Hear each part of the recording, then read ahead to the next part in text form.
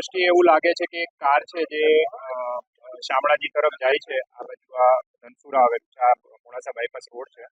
ત્યાં એક બ્રિજ છે, એમાં બ્રિજમાં કદાચ કોઈ પણ રીતે ગાડી પરનો કાબુ ડ્રાઈવરે ગુમાવી દીધો છે અને જેથી કરીને ગાડી છે નીચે ઉતરી ગયેલ છે.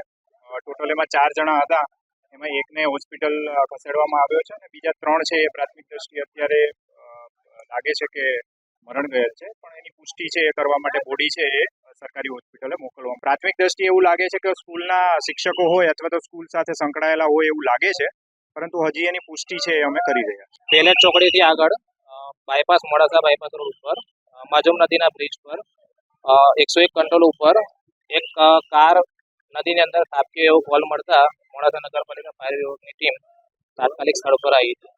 એક ભાઈ ઇન્જર્ડ હતો, જે ભાઈને સાર્વજનિક હોસ્પિટલ ખાતે રવાના કરેલો છે. 3 વ્યક્તિની ડેથ હતી, જેમને સાર્વજનિક હોસ્પિટલ ખાતે બહાર કાઢી અને એમની સાથેના જેટલા બી કોલ હતા એ બધા મોબાઈલના જે એટેન્ડ કરે એ પ્રમાણે એલએન ક્લાસીસમાંથી સતત કોલ આવતા હતા એમના, એટલે ક્લાસીસના શિક્ષક પણ હોઈ શકે છે.